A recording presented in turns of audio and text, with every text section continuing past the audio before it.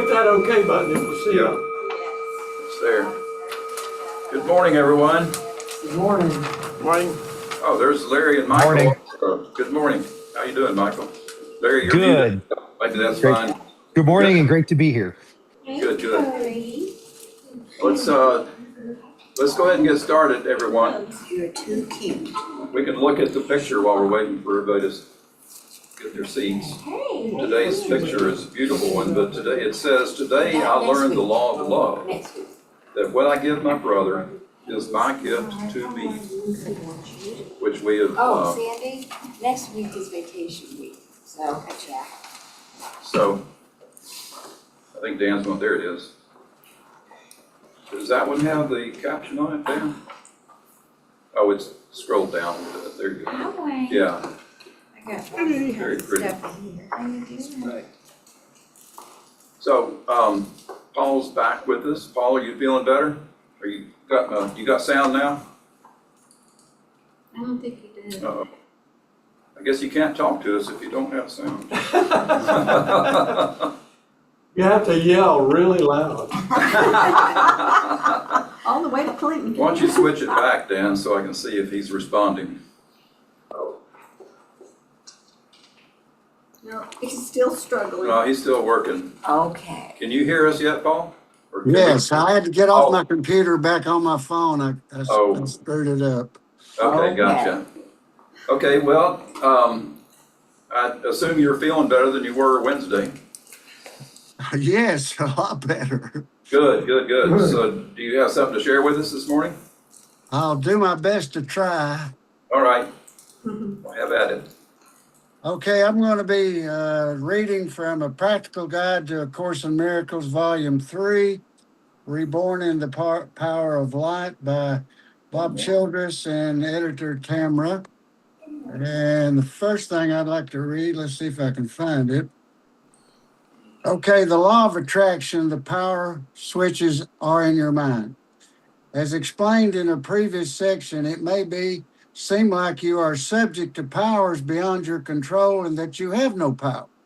However, the power is there, and it is so powerful that it is responsible for the arrival of everything that shows up in your life, including what you don't like as well as what you do. And then the title of this page is Your Mind Causes Everything, Likeable or Not, that you experience. And then I move over into chapter 22, Empower Your Holy Relationships. In the blue book, it says Salvation in the Holy Relationship. Achieve clarity, Bob says, remove contradictions. Why do bad things happen? Of the following three propositions introduced by theologian Frederick Buckner, I may be mispronouncing his last name, which do you think is correct? God is all-powerful, God is good, terrible things happen. One of them has to be wrong according to Frederick and countless other theologians. He says it this way: the dilemma has always been this: you can match any two of these propositions, but never all three.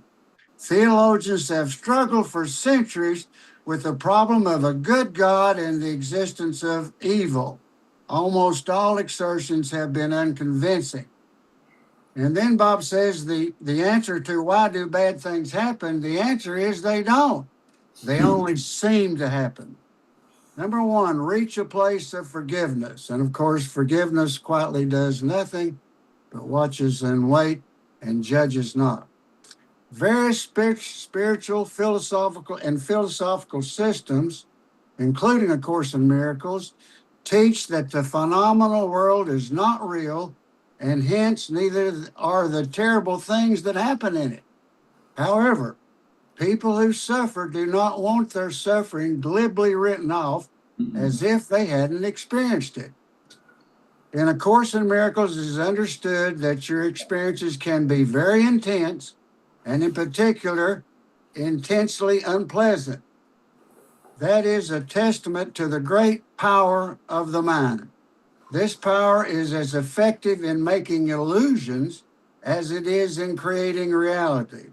Suffering is indeed an illusion, but its experience can be as strong as the experience of love. And of course, in the workbook lesson 136, Jesus says sickness is defense against the truth. And evidently, I've been working that one pretty hard lately. But Jesus says belief is powerful indeed.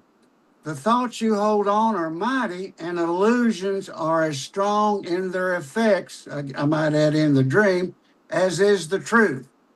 Therefore, it is in keeping with the teachings of A Course in Miracles for others to acknowledge your feelings of suffering when that is what you are experiencing, rather than writing them off as if you were simply making them all up.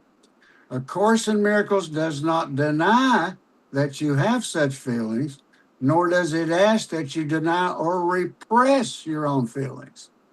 Bob says find a constructive, non-attacking way to express them. In general, it is not helpful to bottle up emotional energy. Let it flow, but do not identify with it. To assist you in doing this, A Course in Miracles points out that the basic beliefs that are feeding these feelings are false. For example, the beliefs in suffering and loss of any kind, they are illusions. Jesus says in the Course, every illusion carries pain and suffering in the dark folds of the heavy garments in which it hides its nothingness. Illusions carry only guilt and suffering, sickness and death to their believers. The form in which they are accepted is irrelevant.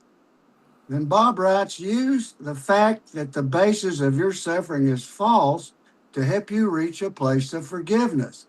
It will require a change in perception, and this will allow you to realize that the things in your life that seem so terrible really aren't. If you decide to take more than one lifetime, or dream lifetime, however you want to look at that, to do this, that is your prerogative. You get to move forward on your own pace. And this is a follow-up to what Bob was talking about last Sunday. The fact remains that the only true thoughts you ever think are those that are loving. Let me repeat that. The fact remains that the only true thoughts you ever think are those that are loving. All others are illusion, and believing that something terrible happened to you is neither a loving or joyous thought. Hence, it is not true. Jesus says love is not an illusion. Of course, we're talking about God is love here. It is a fact. Every loving thought is true. Everything else is an appeal for healing and help, regardless of the form it takes. The one mood, and this is enclosed, the Holy Spirit engenders is joy. He protects it by rejecting everything that does not foster joy. And so he alone can keep you wholly joyous. And then I'll finish up by take complete responsibility for whatever happens to you. If you really believe that you are the cause of everything that happens to you, as emphasized in chapter 21, then God cannot be the cause of your terrible experiences. You are. That means you can change your mind.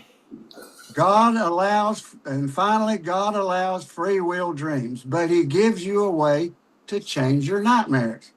In reality, it is impossible for you to be hurt, but God allows you to have the full-blown self-deception of being hurt in this dream. However, he gives you a way of changing your nightmare into happy dreams, in which you have only easy lessons.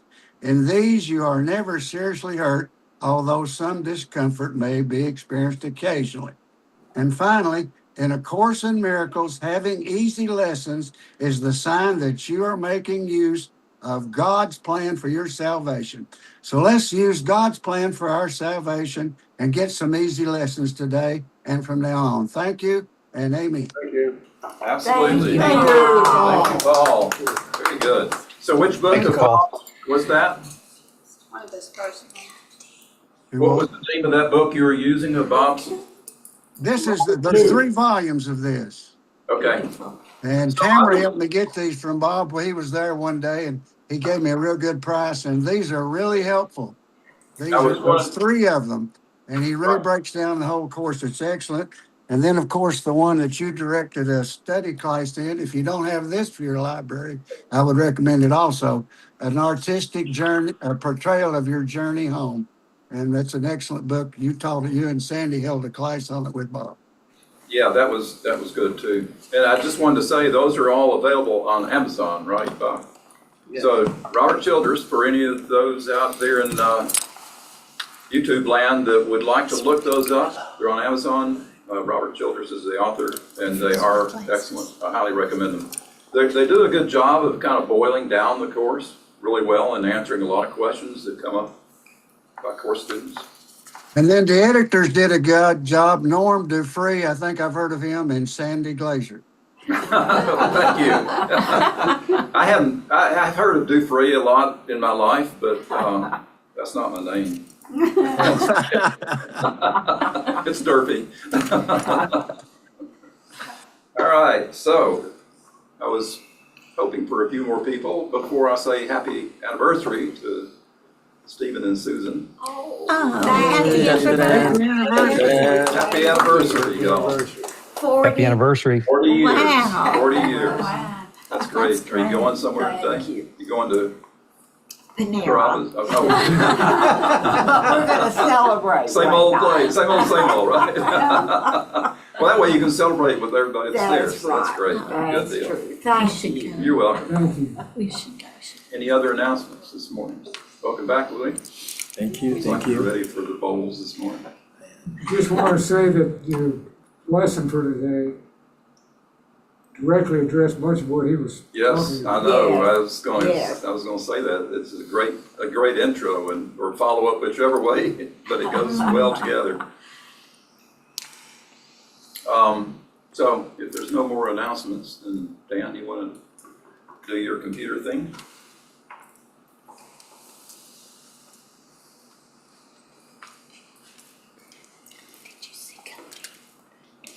Before the computer thing, we'll go over the rules and regulations of. Raise your hand when you want to speak, whisper to somebody next to you, or go outside if you want to speak more loudly. Use the plates for food. The restrooms are unisex, so be considerate in those. Turn your cell phones off or put it on silent or whatever. I got the paper recycling thing in the back, and thank you for those that have contributed to it so far.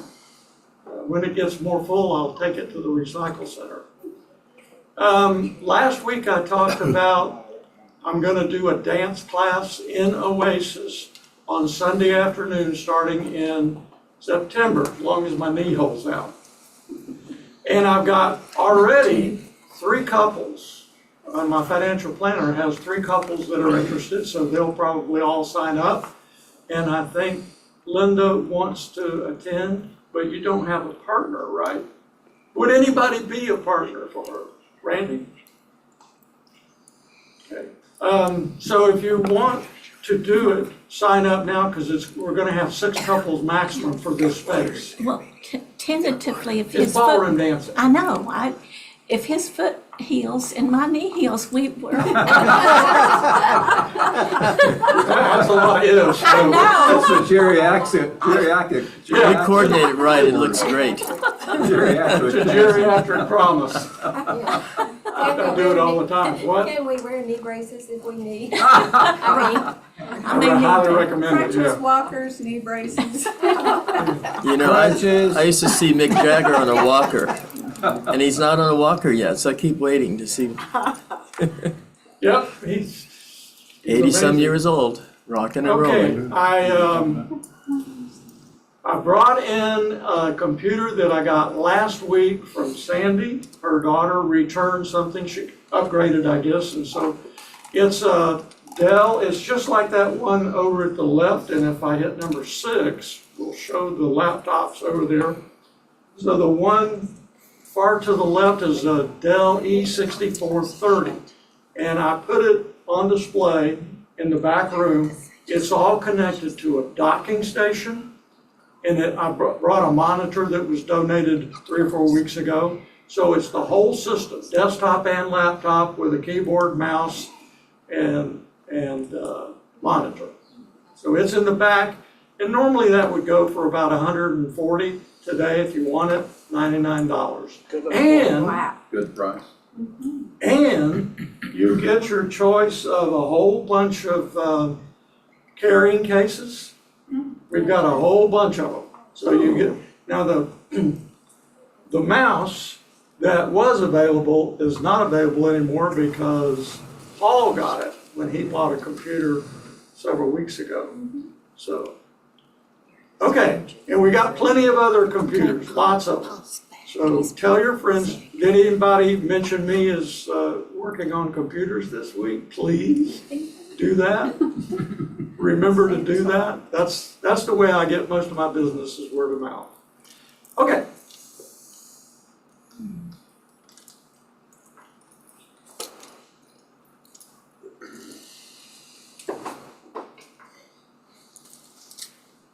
Oh, hey, Norm, this is Michael. I have an announcement. Oh, sure, go ahead. Yeah, well, we have the free Louise Hay movie night this Thursday at 6 p.m. at Oasis. Free popcorn and snacks will be served. I know many of you were already there, but maybe you could think of a family member or a friend that you would love to invite and have come out on Thursday night. Would love to have you. So thank you. Okay, thank you. Michael, by the way, I have installed an app on the Hisense TV that is a file manager. So Yes. you can get the PDF file on a flash drive. You can plug the flash drive into the computer, start that app, and then you can look at PDF files or any other files. Wonderful. Thank you very much for that, Dan. That's awesome. Much appreciated. She's so sweet. She's so sweet. She's a girl.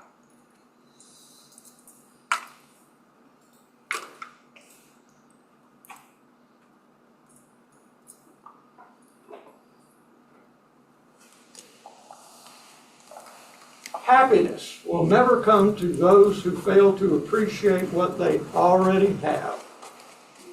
Magazines. We've been talking a lot about gratitude and appreciation. That's big in the Buddhist tradition. Yeah.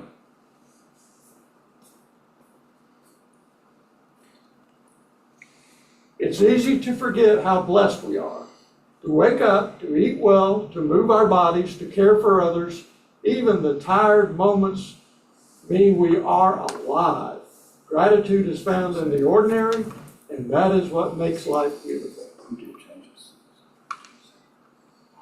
You cannot fight against the ego and win, just as you cannot fight against darkness. The light of consciousness is all that is necessary. Instead of fighting the darkness, you bring in the light. You are that light. It is so annoying when you want to break off a little square of chocolate and it snaps wrong, so you have to eat the other 8 squares. Happens every day. Darn it, happened again. Every woman's dream is that a man will take her in his arms, throw her into bed, and clean the whole house while she sleeps.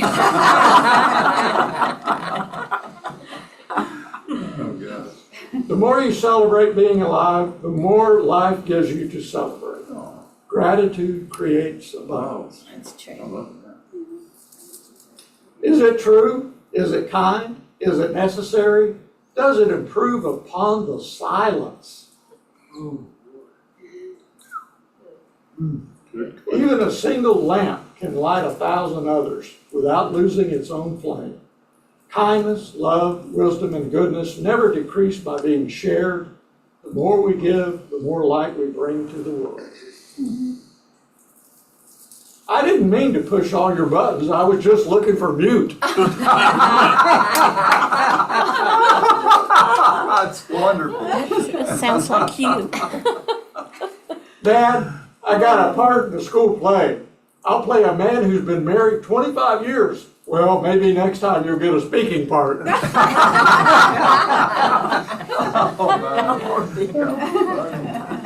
was funny. Oh, wow. Isn't that cool? Yeah. Yeah. Very. I like to think that's not AI, but it might be.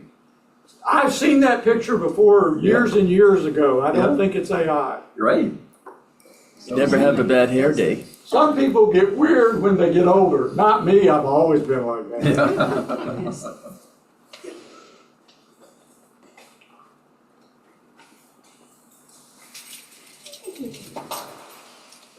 Smith, why was you sitting on the curb yesterday with a suitcase and one shoe? Oh, yeah. My wife kicked me out of the house. What the hell did she kick you out for this time, Mr. Smith? Well, she asked me if I ate the cake in the fridge. And I said, no. I ate it in the living room. I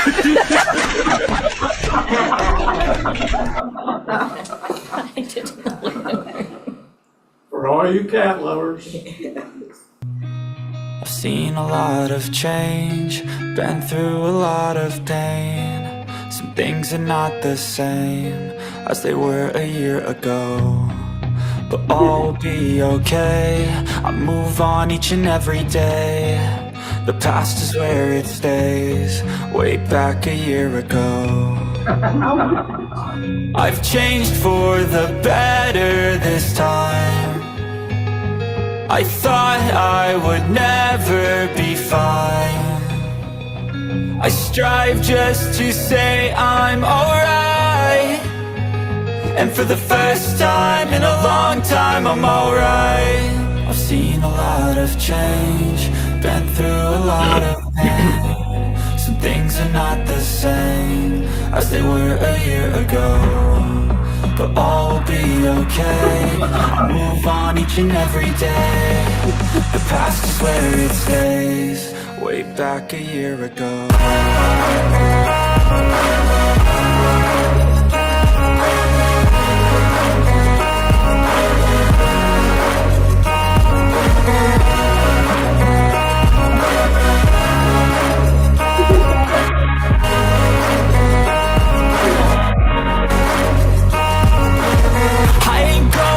I'm not falling. I'll push all my chips and call all in. I'll bet on myself, you keep stalling. I hear destiny and it's calling. I'll keep my head up high through the downs and lows, and where I'll go in life, still nobody knows. But I'ma choose what's right and take what comes and goes, and ain't no one in life holding me back no more.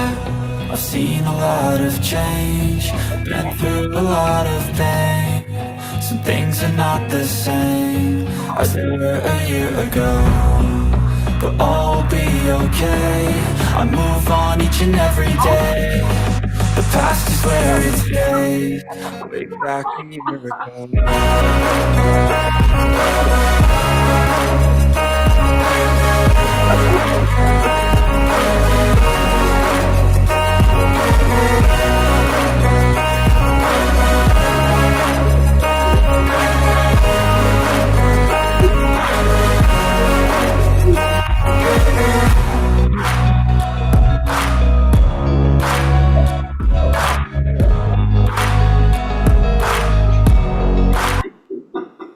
It's protecting it.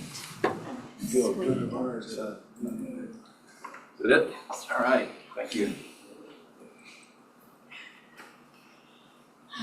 That's so sweet. Michael, I didn't catch, did you point out that the time has moved to 6 o'clock? Are you still there? Well, anyway, Michael's movie Thursday night starts at 6 rather than 6:30. It's hard to believe it's already the 20th. Well, since we've got a few more people, let's do The Light Has Come. On the front of the bulletin, a little late, but it's always better with more. So Hey, together, I'm sorry I couldn't get to the mute button, but yes, 6 p.m.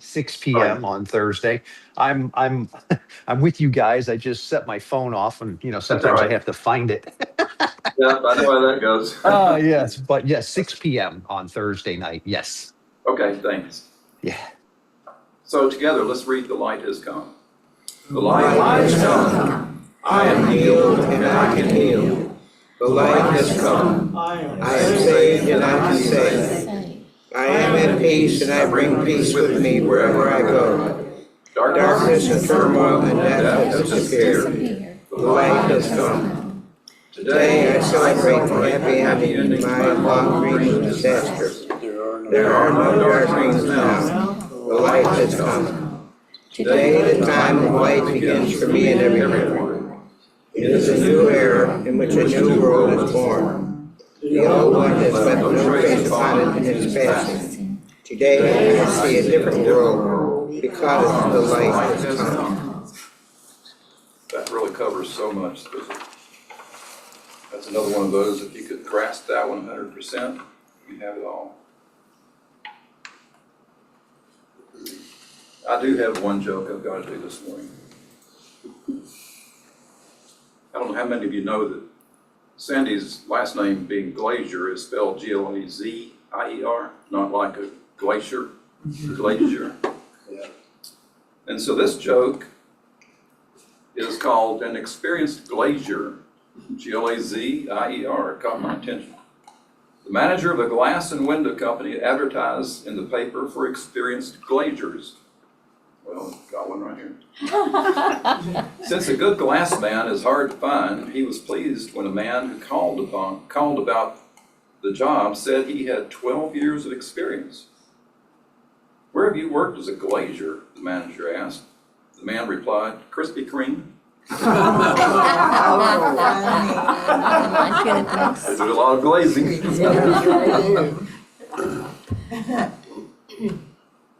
All right, so let's turn to the inside of the bulletin this morning.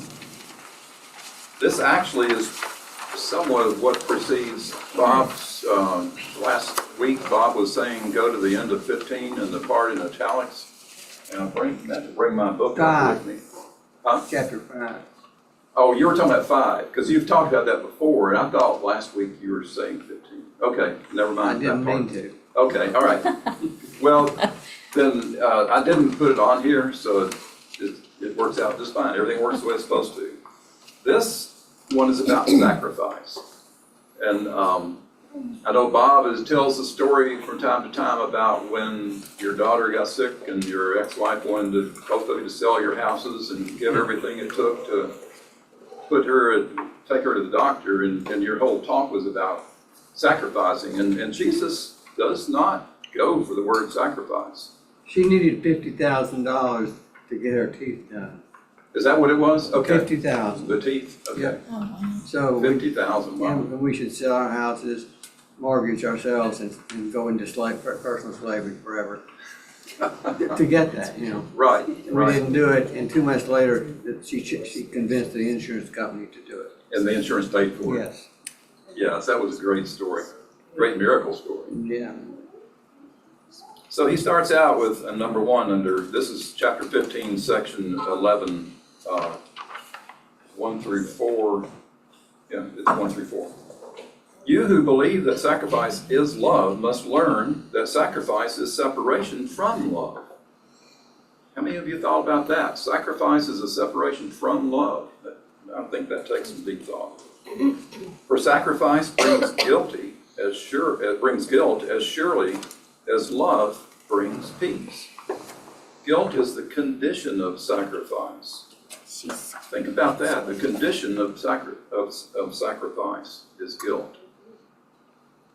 As peace is the condition for the awareness of your relationship with God.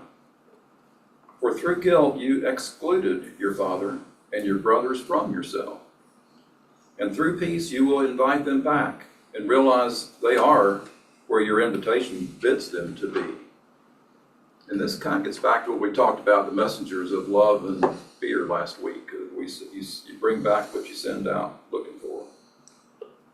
And what you excluded from yourself seems fearful, for you endowed it with fear and tried to cast it out, though it is a part of you. Who can perceive a heart of himself that's loathsome and live within himself in peace? Is that possible? And who can try to resolve the perceived conflict of heaven and hell in him by casting heaven out and giving it the attributes of hell, without experiencing himself as incomplete and lonely? As long as you perceive the body as your reality, so long will you perceive yourself as lonely and deprived. And so long will you also perceive yourself as a victim of sacrifice, justified in sacrificing others. What you do to yourself, you do to others. So if you believe you're a victim, then you're going to see others as a victim. For who could thrust heaven and its creator aside without a sense of sacrifice and loss? And who could suffer sacrifice and loss without attempting to restore himself? Yet how could you accomplish this yourself when the basis of your attempts is belief in the reality of the deprivation? For deprivation breeds attack, being the belief that attack is justified. And as long as you would retain the deprivation, attack becomes salvation and sacrifice becomes love. The things he points out to us that go on in our minds, I just think are phenomenal. So is it that in all your seeking for love, you seek for sacrifice and find it, yet you find not love. For it is impossible to deny what love is and still recognize it. It's impossible to deny what it is, but still recognize it. The meaning of love lies in what you have cast outside yourself, and it has no meaning at all apart from you. It is what you prefer to keep that has no meaning, while all that you would keep away holds all the meaning of the universe and holds the universe together in its meaning. For unless the universe were joined in you, it would be apart from God. And to be without him, God, is to be without meaning. I'll read that one again. That sounds tricky, but it says a lot. For unless the universe were joined in you, it would be apart from God. And to be without God is to be without meaning. In the holy instant, the condition of love is met, for minds are joined without the body's interference. And where there is communication, there is peace. The Prince of Peace was born to reestablish the condition of love by teaching that communication remains unbroken even if the body be destroyed. You can't destroy communication by killing the body. Provided, there is a proviso there, provided that you see not the body as the necessary means of communication. That makes sense. And if you understand this lesson, you will realize that to sacrifice the body is to sacrifice nothing. And communication, which must be of the mind, cannot be sacrificed. Where then is sacrifice? The lesson I was born to teach.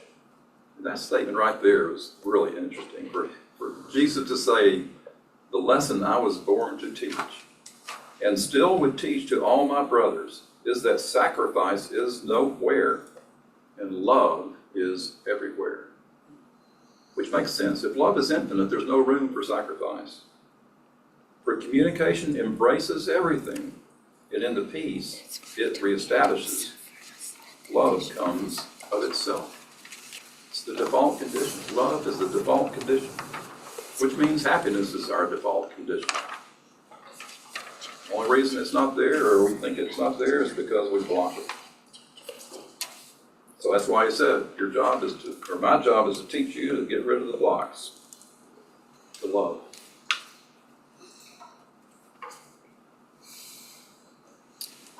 So, Louis, you haven't been here since I've kind of rearranged our structure a little bit, which I think helps it flow. So what we'll do first is we'll have our healing time, in which we do a meditation, which if you want, it's short, so you don't necessarily need to do the bowls, but we'll do a short healing, and then we'll do the basket, and then have the full meditation after that, after Dan plays the lesson. So we'll go basket, lesson, and then full meditation. So let's take our time for healing. For any of those that you know need healing, that need help, support, hold them in the light. let's have a quiet meditation for a few minutes, or a few seconds maybe. And if you want to say a name out loud. Jimmy, Yeah. Susan, Barb, Selma,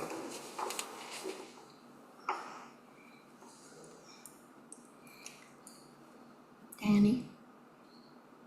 Doc, Robert, Melissa.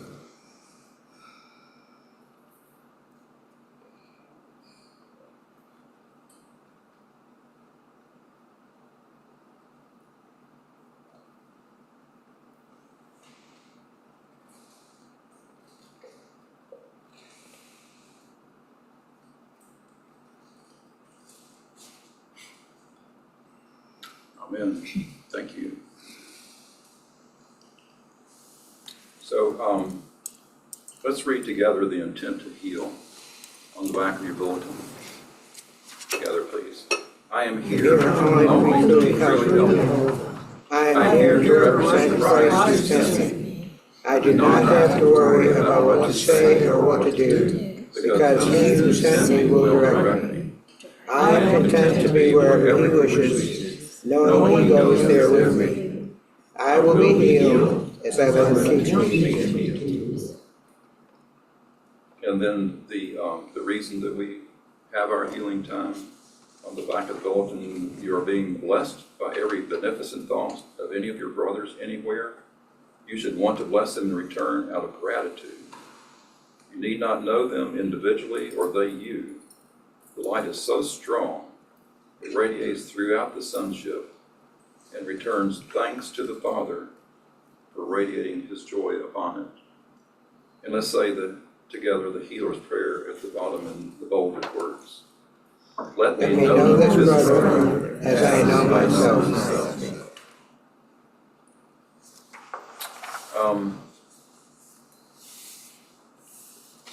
Let's see this basket we got. We have a new addition to the basket. I meant to do this during announcements. You'll see a QR code in the basket. If you want to use a QR code, you probably won't be ready this time, but maybe you will next time.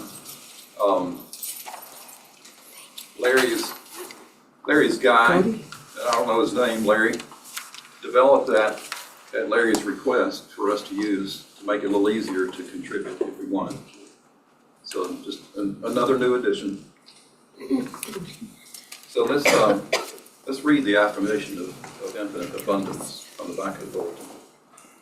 Divine love flowing through me, blesses and multiplies all that I have, all that I give, and all that I receive. I am truly grateful. Thank you, God. Amen. Are there any miracle stories before Dan plays the lesson for today? Yes, Linda, welcome back. thank you. I have a home. Oh, yay, that's a miracle. Where? Yeah, a little apartment in Lenore City. You did get one in Lenore City. Right. Well, fantastic. Have you moved back then already? Yes, I've been moving for a while. Well, good for I you. have to make one more trip to Pennsylvania to get some more. All right, things. one more trip to Pennsylvania. Yeah, it was a miracle how it happened because I was on a waiting list for 8 months and she called me on one. Can you speak a little louder? Yeah, Sorry. it was a miracle how it happened because I was on a waiting list for 8 months and she called me in 1 month's time. Wow. It was, Fantastic. and there were a couple other miracles that happened just back to back. It was amazing time in my life. Nice. That's at any time in your life, miracles are always appreciated. Yeah. That's great. Any others before we do lesson? Linda? Well, I'll just say that the way we believe is just so helpful. Being stranded, when my car quit on I-40, and not having to feel terrible or anxious or fearful or mad is a wonderful thing. It sure And is. knowing that things will work out it's just a blessing to have that sense in yourself. that we will be fine. It's an assurance. It's a It great sure assurance. is. Yes, Yeah. I agree. I mean, a lot of times we almost feel obligated to be fearful or to be mad or to worry because it's like, it's not going to be okay unless I worry somewhere in our minds. And the Course lets you let go of that, helps you let go of that. Thank you. I agree 100%. So Dan's going to play our lesson. The lesson leads into a prayer at the end of it, and we'll let that lead into Lou's meditation time.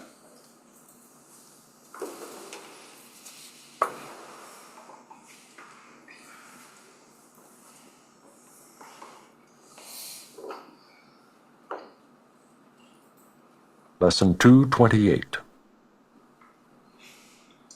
God has condemned me not, no more do I. My Father knows my holiness. Shall I deny his knowledge and believe in what his knowledge makes impossible? Shall I accept as true what he proclaims as false? Or shall I take his word for what I am, since he is my Creator and the one who knows the true condition of his Son? Father, I was mistaken in myself because I failed to realize the source from which I came. I have not left that source to enter in a body and to die. My holiness remains a part of me as I am part of you, and my mistakes about myself are dreams. I let them go today, and I stand ready to receive your word alone for what I really am.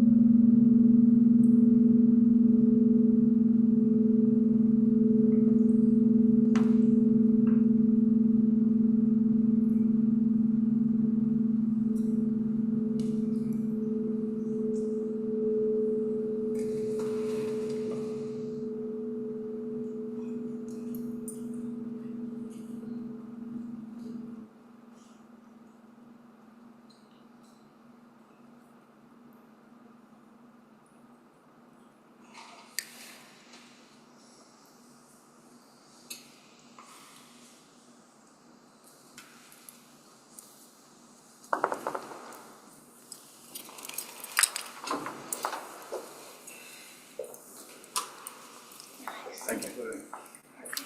Let's bring our minds back to the room. That was beautiful. Just right.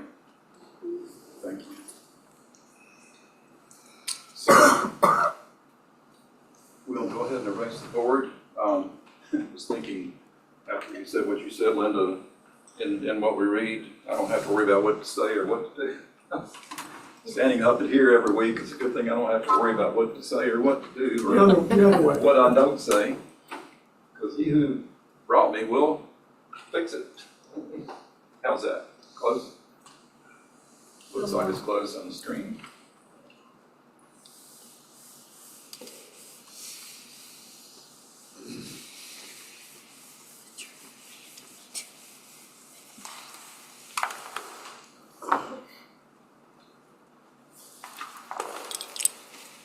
Hey, Bob.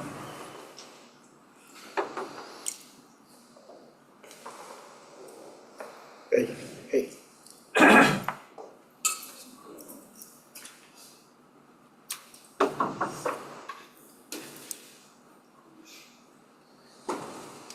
I don't know where I heard this exactly. I mean, it was on the internet, but I don't remember who was saying it.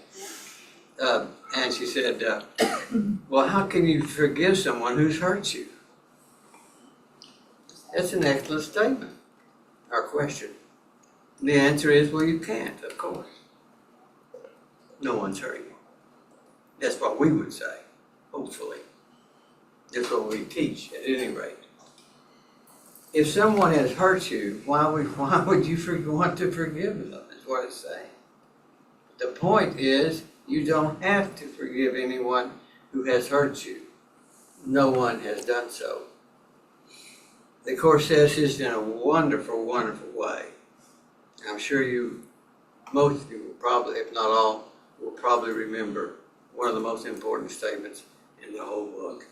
No one can hurt you but yourself. There are no exceptions to this. So if you are hurting, you're doing that to yourself. Joe is not doing it. Jane is not doing it to you. You are doing that. How do you like it? You know, as we say, how's that working out for you? Well, it's not. Well, you're doing it to yourself. There's no one else to point the finger at. It doesn't make you bad that you're doing it to yourself. It just makes you hurt, that's all. You don't have to lump something else on saying, oh, I'm committing a sin because I'm hurting myself. Well, there is no sin, and you can't hurt yourself. You can hurt yourself, but no one else can. Only you. Only your own thoughts. Sometimes we think that there's some exception or other to this. Something might happen in our life that seems negative to us. It wasn't what we wanted at any rate. And we can, I don't know, be sad about it or mad about it, whichever you want. Sad and mad are just other names of insanity. As you get madder and madder, you get more and more insane. As you get sadder and sadder, instead of attacking others, you're attacking yourself. You get more and more insane. It's normal to be sad about things when you lose them, when you have had an attachment to them. It just, I had it. It's gone. Well, that's the way of the world. Things come and go. Not sure I can think of anything other than the sun. The sun stays up there and shines every day. Thank goodness for that. It's amazing to think that all physical life is possible because a part of the universe is on fire and burning utterly out of control. And it's called the sun. Without it, we wouldn't be here. Part of the earth these days is burning out of control. Oh, well, the earth, the climate, you mean? Yeah, well, with all the forest fires. Yeah, I think it's always, in a certain sense, it is always out of control, in that we can't control weather. But sometimes it gets extreme, yes. Michael's got his hand up. Oh, okay, Michael. Did you want to say something? I think he forgot to take his I hand think he down. forgot about his hand. Oh. Yeah. Maybe he'll remember later.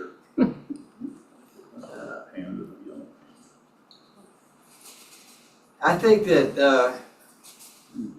it is important to learn that there are things that happen in this world, I guess most of the things that we just don't control. Not just the weather, politics, or religion, things like that. But it's sometimes we think it's fun to talk about them because they're big, and talking about them as if we knew what in the world we were talking about makes us feel really great and big. You are already big. Right. Because, for a very simple reason, God created you. If He hadn't created you, You would not be big. In fact, you would not be, period. You can't help but be big. You are because of who created you. And the time will come when the barriers in our minds will be removed. You will see and know a reality for the first time in your remembered life.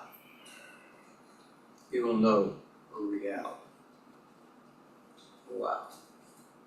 Can you handle that? I don't know. I guess we'll just have to see, won't we? Well, the Course says you are the son and the child of reality. So it should be okay. But the Course points out that we generally fear awakening. We generally fear redemption. I guess because we're afraid that we might find out something negative, but the more you read the Course, you realize that you're not going to find out any negative. You're going to only to find out truth. Truth is not negative. And we say that in here all the time. You cannot do anything wrong. I challenge you to go do something. No, I don't want to say that. Somebody will take you up on it. Yeah, right. I'm not taking responsibility for it. But in spite of the fact, you cannot really do anything wrong. That's the only sense in which I would want to do that. I challenge you in the sense that I know you will fail, but I don't challenge you because you may think you have succeeded in doing wrong. In fact, most of us are very prone to do that. Let's just stop that. It's your choice. Well, I thought God doesn't know what, he has no freaking idea what's happening here. He just knows that we're not with him. And he wants us to be with him, but allows us freedom to be here as long as we wish. And so we come here basically to learn lessons of love. That's my understanding of earth.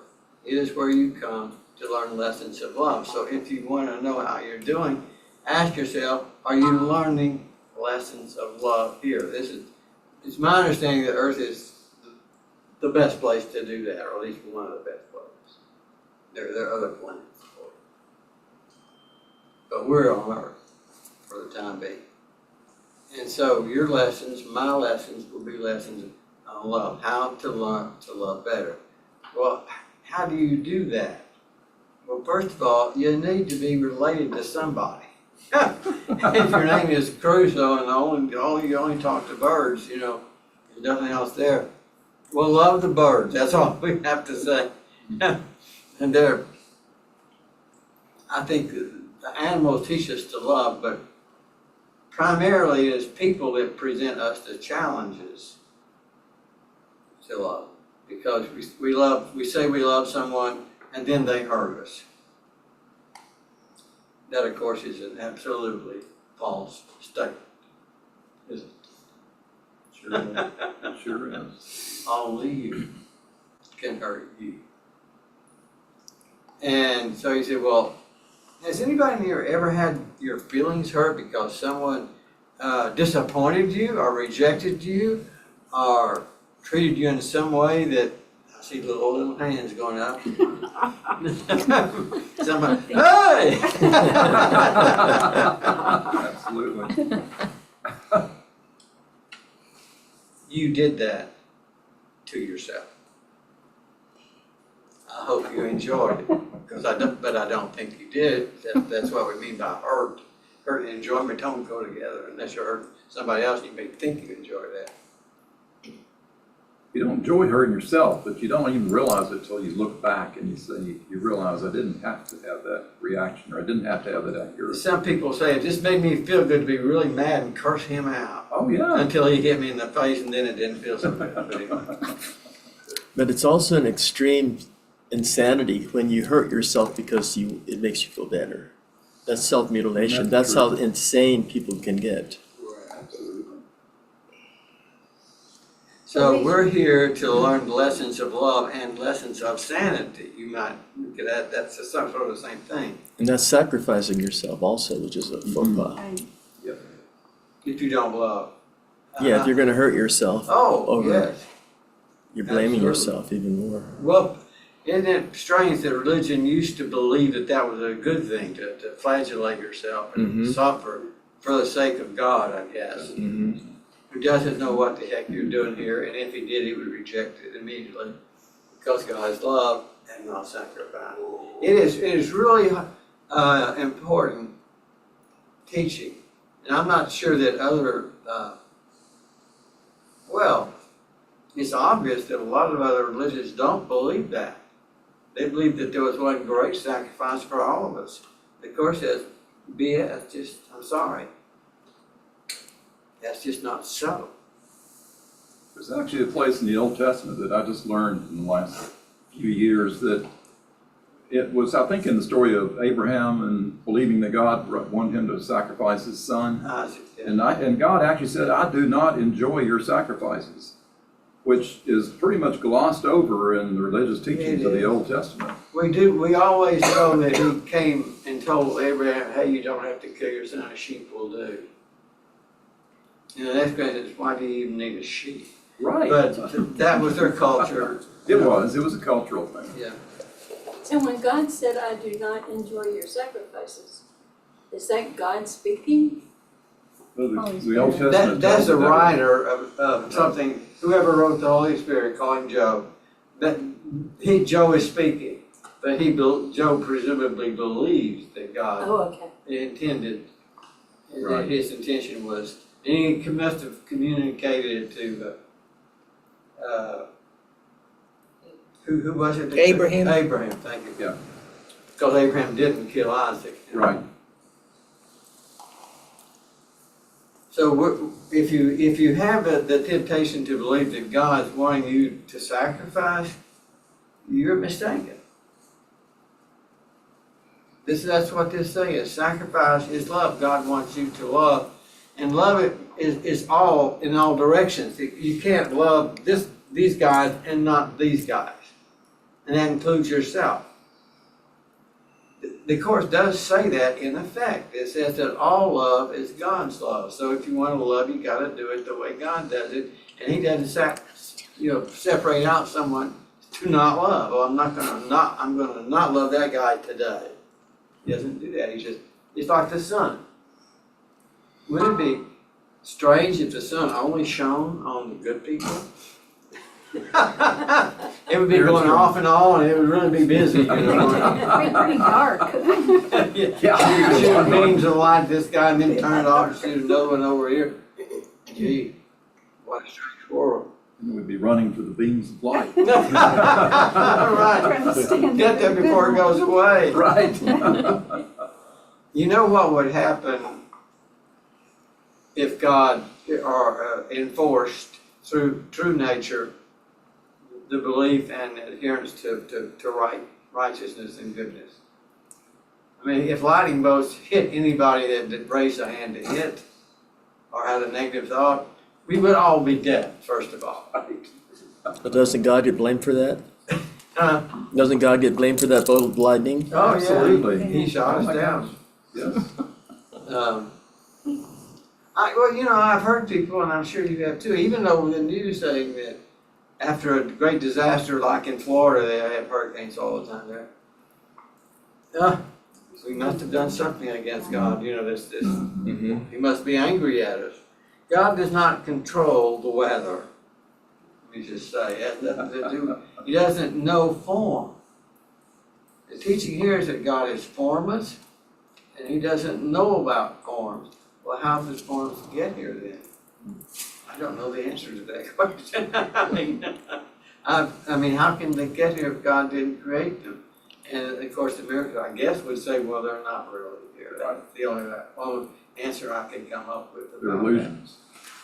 We all seem to be here, of course. And so we've identified with our forms, and to a huge extent. And science is really saying the forms aren't even real. That's right. Yeah, I've read that, yeah. I don't follow it in detail, but I have. If we're not looking at that table, it's not here. That's what some say, right? I'm sure, Yeah. yeah. And most of it's empty space, but actually, I think it's force fields. Electric fields hold molecules together. Molecules are too small to see. Electric fields permeate all the space, and we can't go through that. You know, In our current belief system. in our current belief system. Well, as we can't go through that because we're inhabiting a physical body. As soon as you let go of that little belief, you're fine. You can walk right through the wall. Right. Not a problem. So Robert Monroe, who was a great teacher about out-of-body experiences, because he had the frequent one, said that's the way he determines whether he was, you know, if you're asleep at night and he wakes up and he wants to know, I wonder if I'm in my body. He says it's a very simple test. I try to put my hand through the wall. If it works, I'm not in my body. If it doesn't work, I'm in my body. He did do a test. He was a pretty objective kind of person when this was first beginning to happen to him. He would say, well, how do I know I'm really going out of my body? Maybe it's just an hallucination of some sort. So the next time he went out of his body, he traveled up to the roof of his building and found something that was kind of out of the ordinary. Maybe a pile of bricks over right there by that fire. And then he goes back into his body, and when he wakes up, he says, I'm going to go see if that's there. He walks up there. Sure enough, there's the pile of bricks. If they hadn't been there, you just have to conclude you were hallucinating. Yeah. But I tried a few more times just in case somebody moved the bricks. So he could tell, and he knew he was going out of his body. Has he written books? Yes. Oh, yeah.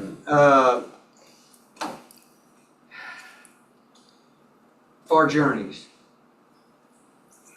That was the first one that was my introductory book to spiritual beliefs. Really? Yes, I've absolutely. never heard you say that. I hadn't thought about that in a while. That was before the course? Yes. And what's it called? Far It is Journeys Far Journeys. by Robert Monroe. FAR, Far Journeys? Mhm. Okay. You go out of his body and you go far, far away, see? I've done that. I wish I could do it more. Well, I think that Robert Monroe got to where he could do it at will. Right. And he discovered a place where newly deceased souls that didn't have a fixed belief about the afterlife would go, and he called it the bus terminal. You wait there and decide which bus you want to get on to because you hadn't already decided. You didn't believe in buses at the spiritual level before you did because you didn't believe in the spiritual level. Well, he was very close to his wife.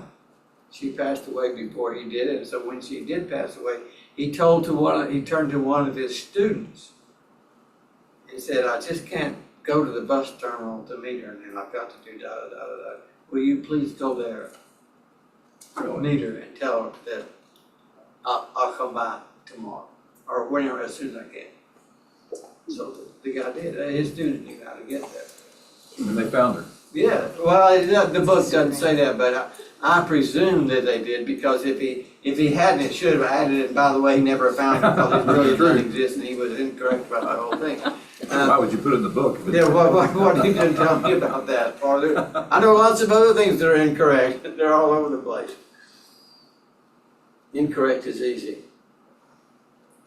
So you think about the course, then you think, well, is it easy? Is it correct? Well, it is certainly, in my opinion, it is certainly correct. It's not necessarily easy. I think that depends on you, how vigilant you are. That's what it depends on. The course lays out lessons in mind training for us, and they work. Wasn't that what Robert Monroe was doing? Lessons in mind training? Yeah, but not Because- the kind I was referring to, yes. But there's one kind of mind, and then there's the all-encompassing mind, like God, the mind of God. 'Cause Well, it doesn't need to be trained. right. But was he getting used to being able to go to those planes of godliness? What? Godliness? Would you call those planes godliness? No, I don't think he ever, I don't recall him mentioning God. What I call him mentioning is that it's more like this, you're out of your body. You can still see stuff down there. But if you don't, but he said that the body you're now in, which is an energy body, is not really made to tag along at the form level because it's out of form. See, it can do other things. It's not made for that. You have to work to make it hang around your actual body. It wants to go on a far journey. Could he see his body, his physical body? Yeah, for sure. For a while, he was sent to help people who were having trouble making the transition from the physical to the unphysical. Like people who just suddenly died for whatever reason. And he would feel the need and he would go and then help them to transition. And I remember one such incident of that sort.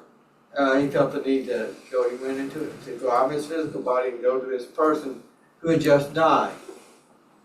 And it was at a drugstore and the police were there. And the sirens going, doing their thing.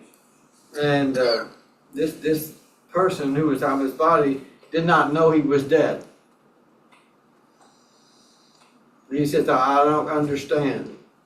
And Ron said, well, you're not in your body anymore. He said, of course I am.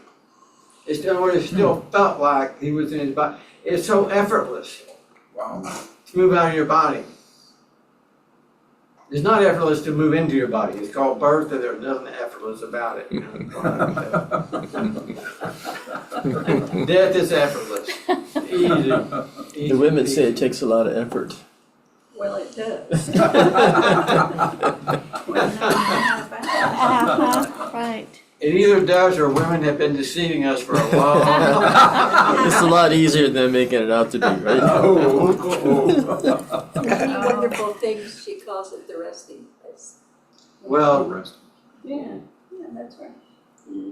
once Robert Monroe found this young man who he told him, he says, you've been shot, you're dead. He said, no, I'm not. He said, yes, he said, no, I'm not. He said, well, look over here where the crowd's gathered around the body there. You see that body? Yeah. Does it look kind of familiar? Well, yeah. That's your body. That's what that is. You're not in it anymore or associated with it. And so he just helped him make that So transition. this was like his function, to help people. What now? Yeah, that was like his function, Oh, yeah, I to guess. help people transition. Yeah. I'm sure a lot of us need some help. I'm sure you'll get it. I'm sure we'll all get that. I like we're confused.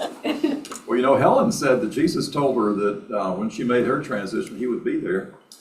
And when she died, they said she had this glow on her face. And she said something that I can't remember, if anybody else remembers it, that indicated she saw him there waiting for her. I think it's pretty common that when people die, in the days preceding it, they begin to see spirits or angels or relatives or Jesus or whatever. Yeah. And so maybe that's why they go to sleep so easily, you know. As you get older, you go to sleep easier and easier. And Right. during the day, I have to tell you a little story. My mother and father they were both passed away, but when they were alive, they were not comfortable with all this stuff. They were just died in a full Baptist, and they lived on the Baptist belief. And so I thought, well, can I help the process along a little bit? I said, well, I'll show them a movie of near-death experiences. That's got to be helpful. Would y'all not agree that ought to help? Sure. It would not help. Get you a straitjacket, maybe. Yeah. Maybe not to a Baptist. Well, let me tell you what happened. I took the movie. Fort Worth, that's where they live. And I said, I brought a movie for you to watch. Oh, great. Well, Dad had a projector. We put the movie in, he had a big screen. We turned it on, and it started showing, talking about this. I happened to look over at them, and both of them were in recliner chairs. Tilted back, mouth open, eyes shut. They just gone to sleep. Great defense. Didn't see a bit of it. That means not ready. That means not ready.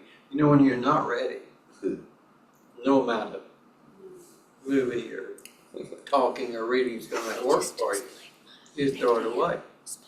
If somebody had given me the Course in Miracles in 2 weeks, or probably a day before the time when I became ready, I would just have said, well, that's just words. I don't know, not interested. But there came a time when I was ready. Far journeys really was important in getting me to that place.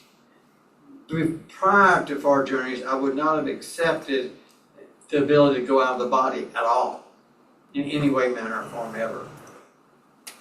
But I read Far Journeys, and this man was an engineer, and of course I was a scientist, and so he thought like I thought. I mean, in a certain sense, more very objective, and that was important to me. He didn't come from a religious standpoint. If he did, I would just written it off as his religious training. He didn't have any religious training. He just. When he went out of his body and he saw another form, he didn't call it an angel, he called it AA. The next one he saw, he called it BB. I guess if he'd seen another, it would have been CC. Well, that's a scientist for you, X, Y, and Z. Sure. You might just give it a label. And he didn't say it was an angel with many wings. If he had, I just wouldn't have read it. I would have felt I was reading his religion. I didn't want to ever hear his religion in particular. It wasn't a religion, it's what he was experiencing. That makes sense. And then shortly thereafter, I don't know whether it's 2 weeks or 3 weeks, shortly, I came on the Course in Miracles and I was ready for it. And even Far Journeys, I was ready for it. But it was a gentle step for me. Far Journeys is not anywhere near as challenging as the Course in Miracles. He's just describing what happens to him. He's not telling you that you better learn this course or because you have to learn it. If you don't learn it now, you'll learn it later. Pick the time, not the content. You don't get out of here without it. You don't get out of here without it. Well, we're all going to get out of here. That's right. And for each of us, it is coming. The day is not known, but it's been set. You and your higher self or Holy Spirit have decided on the optimal day, and it will not happen on the wrong day. You can't die at the wrong time. That's my belief, and I think the Course says that. I'm not quite certain. I think that's encouraging.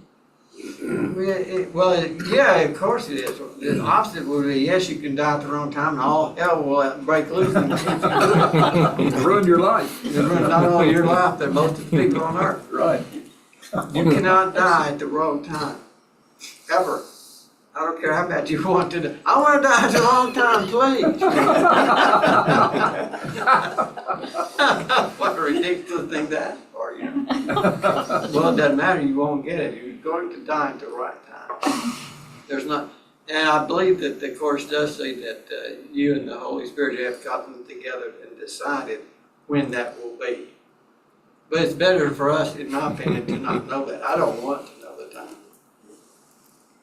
If you all knew it and were anxious to tell me about it, just say, be quiet, I don't want to know. Right. It will not benefit. How significant do you think Robert Monroe's contribution to humanity? I don't know. I mean, we're talking about astral travel like it's just nothing. Well, that's a pretty big thing. I believe that question could be answered by seeing how many of his books were bought over the years. Mm-hmm. More importantly, how many were read, but you gotta.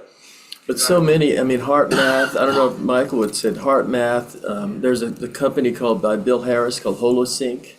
Because Robert Monroe was looking at this, the vibration of the brain states, and he saw where one of them was the opportune place to travel. And he's also, they say that women have more connections from left and right I read that. brain than men. That was written by women, you know that, don't you? Probably.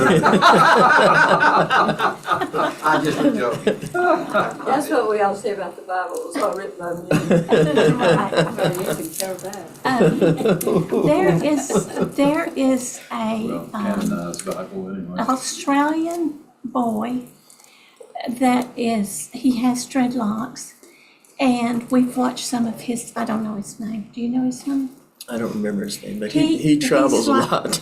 He's just like the gentleman that wrote the book Far Journeys. He's teaching people you can do this and it will be a benefit.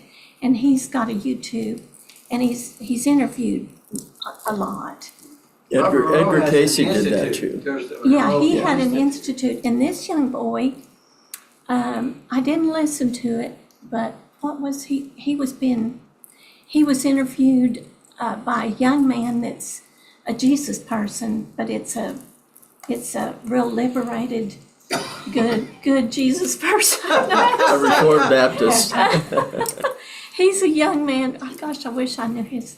Anyway, I like to watch him too, because he graduated from his church, even though he was a 3-generation minister at the church. I don't know what he was exactly. But anyway, he was interviewing this boy about that kind of travel. So if anybody's interested, look him up. He has dreadlocks, and he's from Australia, so well, he's beautiful. Yeah, there is a Monroe Institute that will help you with that as well. I've never been Yeah. there. I've read it, something that's of interest, and I'd like to share it with you about what happens when you do go out of the body and go to the next plane, where that is appropriate for you.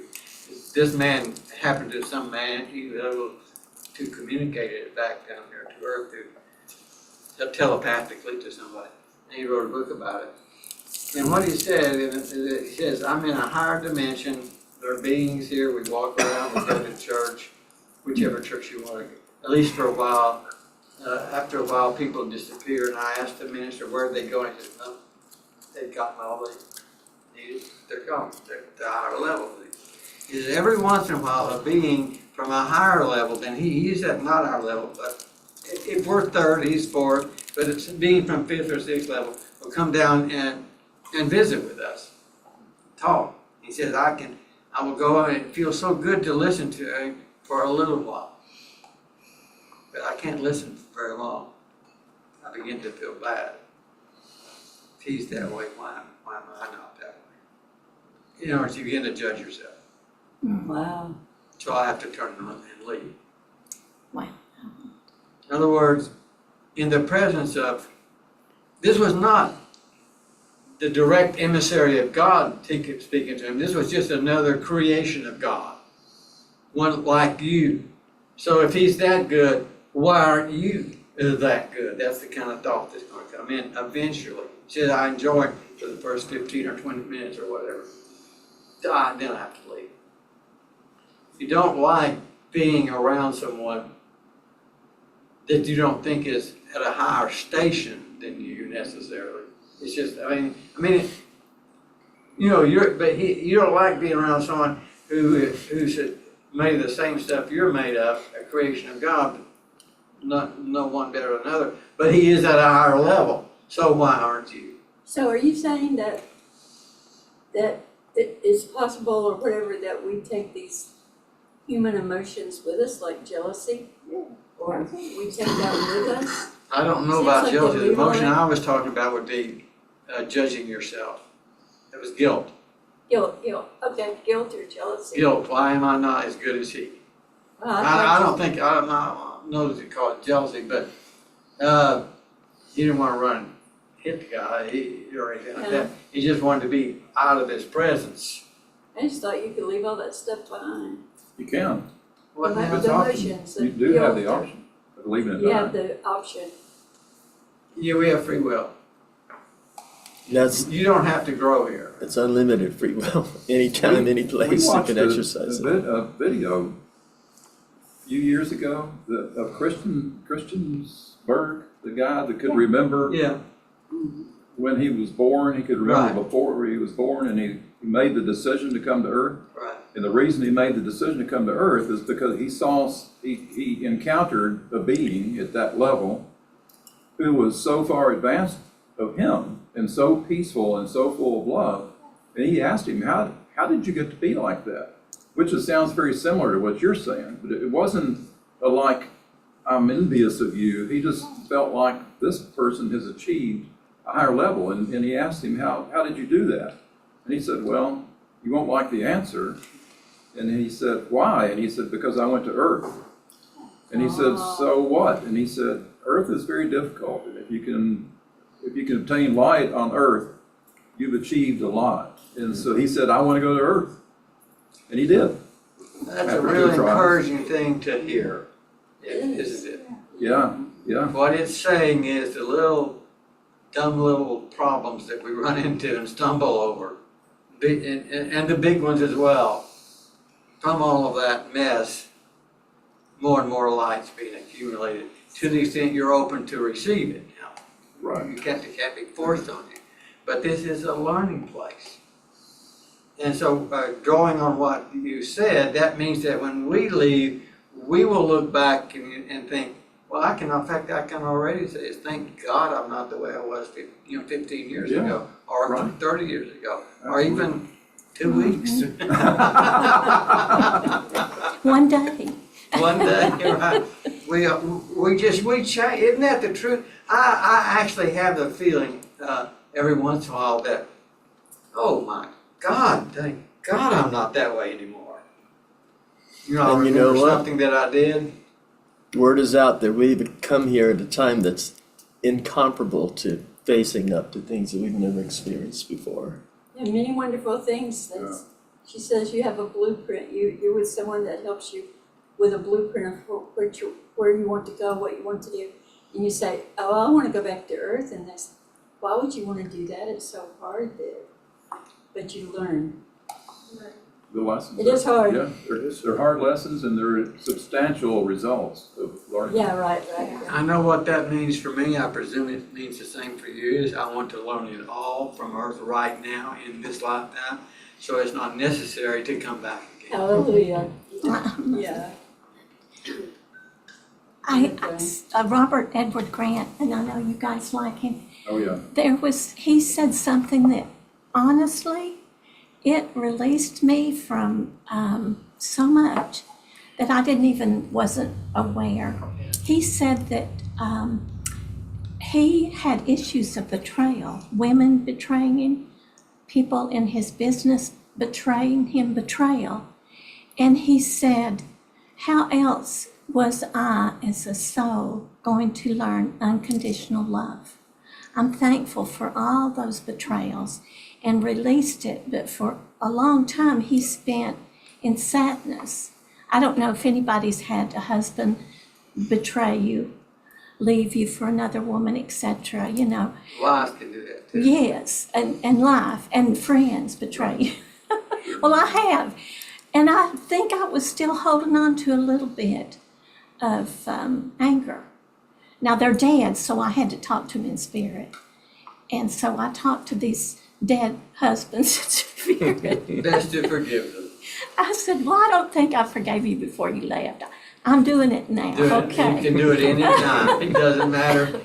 You can Yes. shoot them first I and then felt forgive that. them. That's right. I wanted to shoot him, and Jesus said, if you Bob think said it's it, okay. There's no sin. you might as well have done it if you think it. So I thought about it. It's one thing to think about something, it's something else to embrace the thought and enshrine it in your mind. Well, true, but I mean, a want is something that just comes and goes, I want a banana. Next day, I don't want a banana. It just comes and goes. I think that's sufficient. Anybody got another question? Because I'm ready to quit. And Jim is leaving. That means I need to. I have one question. Yeah. So we're all one. So we're all one in other dimensions as we are here. We're still all one wherever we are. Our minds are all Yeah. connected. Right, okay. Yes. That makes sense. Your story If of you're your serious parents about watching dance, I the think movie that you brought reminded me maybe we of should wait when until- right before I found the course, I had found the book Illusions, Richard Bach's Illusions. I love that book. And I loved it. I read it over and over Me and too. over. And at that time, I was going to an alternative Baptist church, which is a very love-based church, and I felt like very advanced for being Baptist. But so I gave the book, and I was in a special class that the pastor had with a few people, but I gave a copy of it to him. And I said, I think you'd really like this. I said, there's a lot of truth here, even though it may be fiction or it may not, however you want to read it. So he brought it back the next week, and I said, well, what'd you think? And he said, oh, that's a cute little book. And I was destroyed. I was so ready for him to say, man, that's so profound. And I was like, man, that was a cute little book. Or you say, somebody says something about A Course in Miracles, and I say, oh, I read that. Yeah, there's Well, a sign. if somebody says that about the course, they didn't really grasp the Somebody course. said that to me. Oh, I read that. Oh, I I've read done that. Okay, where'd you go from there? And they didn't do the exercises where you say, I don't know what this table means. Right. I would do Yes. that and say, what am I saying that for? That's great. That's a wonderful way that it starts, isn't it? I love It it. really is. It's just so incredible. It It is. is. It starts working on opening your As you mind. get right off it, the bat. it is fabulous, but We're not gonna have a theological discussion. That table is not real. Yes, right.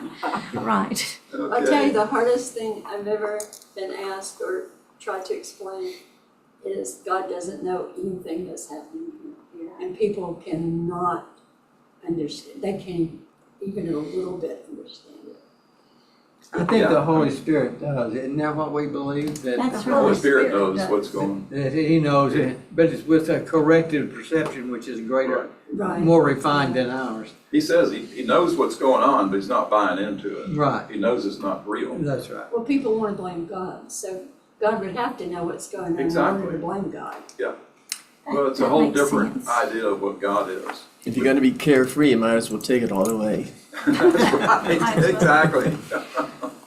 One of the things that really occurred to me about 6 months ago, and because I've been reading a lot about how the Bible started, where all the books of the Bible came from, how it got canonized, and you learn, as you learn, you realize that so much of what you've learned is not true, which Illusions was big on. But it finally dawned on me that the Father that Jesus was talking about was not the God of the Old Testament. And I've said that before, and what? What do you mean? There's only one God. But Jesus was not talking about that angry, revengeful, kill lots of people God of the stories of the Old Testament. He was talking about that Father within that we all know. And it was just so enlightening. I mean, it was kind of freeing. The more you learn, the freer you get, really, I think. There's a lot to learn. So anyway, with that, thanks for everybody. Thanks, Dan. Thanks, Diane. Thanks, Sandy. Thanks, Matt. Thanks, everybody, for being here. And let's say I am not a body and I'm free, for I am God, still as God created me. I am not a body, and I am free as God.